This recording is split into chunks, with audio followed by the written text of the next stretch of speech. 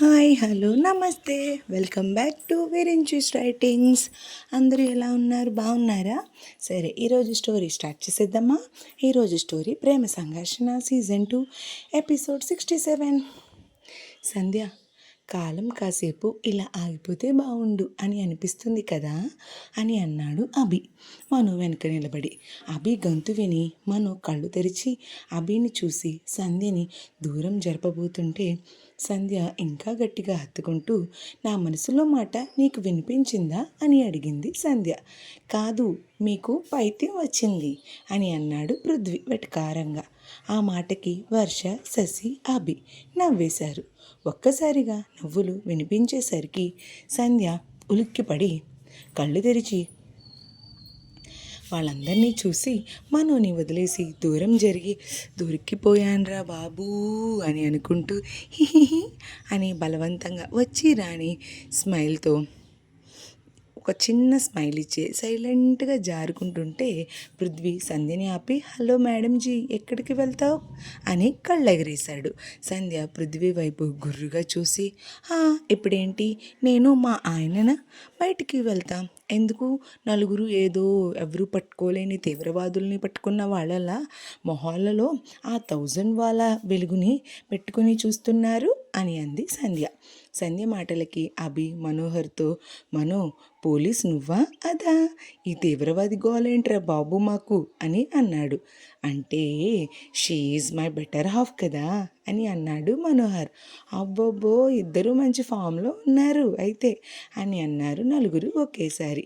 సంధ్య నవ్వనట్టుగా నవ్వి, అర్థమైందిగా, పక్కకి తప్పుకోండి, నేను మా ఆయన మేమిద్దరం బయటికి వెళ్తాం అని శశిని తోసుకుంటూ మనోరా అని మనోహర్ చేయి పట్టుకుని పాకలో నుండి బయటికి వచ్చేసింది సంధ్య, మనోహర్ ఇద్దరు కూడా.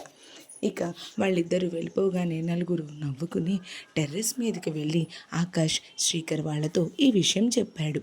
వాళ్ళు కూడా నవ్వుకుని ఆకాష్, జితేంద్రతో, నేను చెప్పాను రాజిత్తు, మనో సంధ్య త్వరగా కలిసిపోతారని, చూడు ఇప్పుడు అదే జరిగింది అని అన్నాడు. నిజమే, ఇప్పుడు చాలా హ్యాపీగా ఉంది నాకు అని అన్నారు వర్షిని, జితేంద్ర ఇద్దరు ఒకేసారి.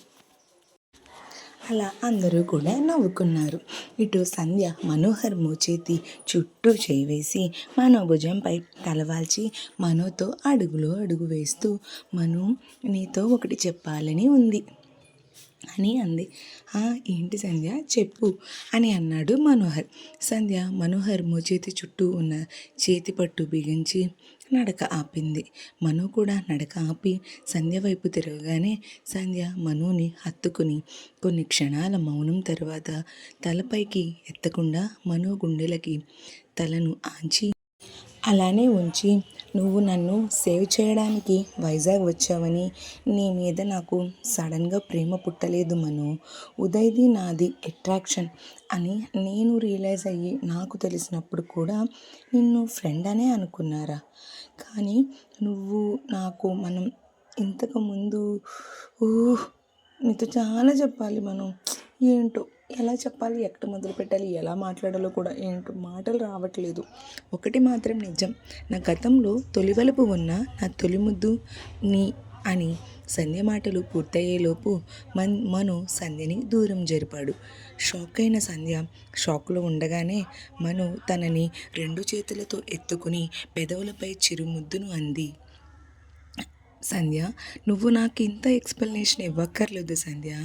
ఆకాశంలో వెన్నెలని పంచే జాబిలమ్మ, నా ఒడిలో వెన్నెలతో పోటీ పడే జాబిలమ్మ, ఈ వెన్నెల రేయిలో తీయని ఊసులతో కాలాన్ని కరిగించి కలలను బంధించి మధుర స్మృతులను ఆహ్వానించి సంధ్యారాగాల మనోహరంలో విహరిద్దాం. ఇంకా నువ్వు మనసులో కానీ ఏమీ పెట్టుకోవద్దు అని అన్నాడు మనోహర్. సంధ్య మనో గుండెల మీద తలను ఆంచి, మను, ఎంత మంచోడివేంటి మను నువ్వు అని మను మెడ చుట్టూ చేతులు బిగించి మనో గుండెకు చిరుముద్దుని ఇచ్చి మనోహర్ కళ్ళల్లోకి చూస్తూ ఉంది. సంధ్యలో మునుపటి సిగ్గు కనిపించలేదు మనోకి. తన చూపుల్లో ఆరాధనా భావం కనిపించింది. మను మనసు ఆనందంతో పులకరించింది. సంధ్యలో మార్పు వచ్చి తనను అర్థం చేసుకున్నందుకు మను ఎంతగానో ఆనందపడుతుంది. ఆ ఆనందపడుతూ మనసు ఆనందంతో పులకించింది. సంధ్య కళ్ళల్లోకి చూస్తూనే సంధ్యని తన తీసుకురావాలి అని అనుకున్న ప్లేస్కి తీసుకుని వచ్చాక దింపేశాడు. మనోహర్ దింపాక తన ఎదురుగా వాళ్ళ తోటకి దగ్గరలో చెట్ల మధ్య కాంక్రీట్ పిల్లర్స్తో కట్టిన మంచిని చూసి, నీకు కూడా ఈ మంచి నచ్చిందా? నాకు చాలా ఇష్టం ఇది అని అంది సంధ్య. తన 2 చేతులతో సంధ్య నడుం పట్టుకుని పైకి ఎత్తి మంచె మీద కూర్చోబెట్టి తను కూడా మంచి ఎక్కి కూర్చున్న సంధ్యని ఒక చేతితో నడుం చుట్టేస్తూ ఒడిలో తల పెట్టుకుని సంధ్య కళ్ళల్లోకి చూశాడు.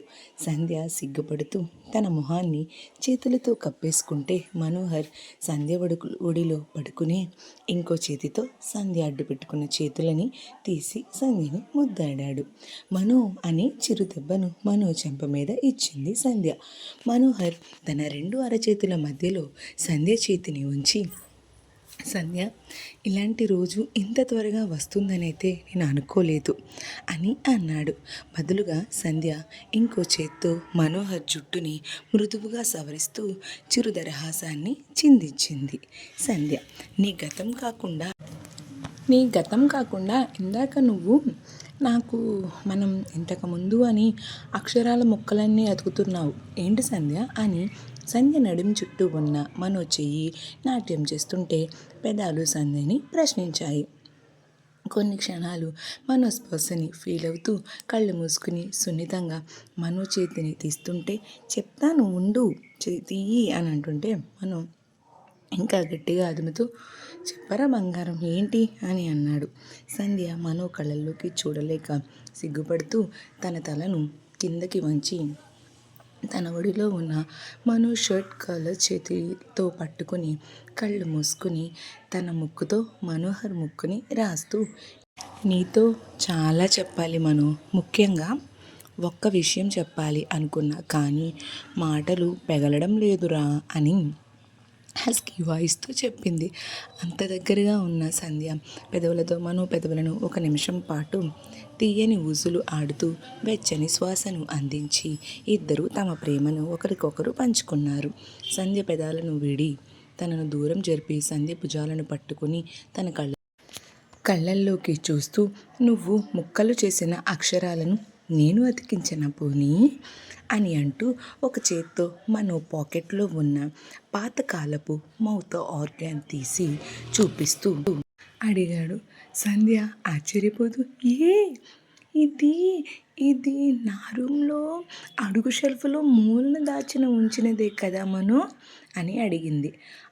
అవును అదే అని సమాధానం చెప్పాడు ఏంటి ఇది నీకెలా వచ్చింది? అయినా ఇది నువ్వెప్పుడు చూసావు అసలు నీకు ఎలా తెలుసు అని అడిగింది మొహాన్ని పట్టుకుని.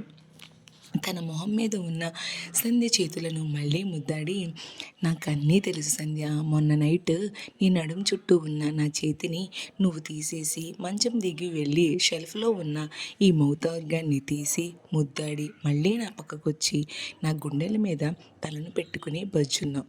అప్పుడు నేను చూడలేదు, పడుకునున్నాను అనుకున్నా కదా, నేను అప్పుడే చూశాను నిన్ను అని అంటూ సంధ్య నడుం చుట్టూ పట్టు బిగించి పొట్ట మీద ముద్దు పెడుతూ, శారీ కట్టుకోవాల్సింది సంధ్య, బాగుంటుంది అని అన్నాడు మనోహర్. సంధ్య ఆనంద బాష్పాలు చిందిస్తూ, నీకు ఒక విషయం తెలుసా, సేమ్ మౌత్ ఆర్గాన్ నీ దగ్గర నేను ఎప్పుడైతే చూశానో చెప్పనా అని అడిగింది. చెప్పు అన్నట్టుగా కళ్ళతోనే సైగ చేశాడు మనోహర్. నిన్ను ఏడిపించాలని అప్పుడు ఆ రోజు కూరల్లో కారం వేశాను గుర్తుందా? ఆ రోజు మొత్తం పృథ్వీ వాళ్ళందరూ తినే వాళ్ళకి చాలా బాధపడిపోయారు. సో అలా కూరల్లో కారం కలిపిన రోజున నువ్వు నన్ను హత్తుకుని బాధపడ్డావు గుర్తుందా? ఆ రోజు నువ్వు వెళ్ళిపోయాక ఏదో ఆలోచిస్తూ సెల్ఫ్ సర్దుతున్న నాకు నీ బ్యాగ్ కనిపించింది. అసలు ఏముంది ఈ బ్యాగ్లో అని నాకు ఒక క్యూరియాసిటీతో ఆ బ్యాగ్ని తీసి చూడాలనిపించింది.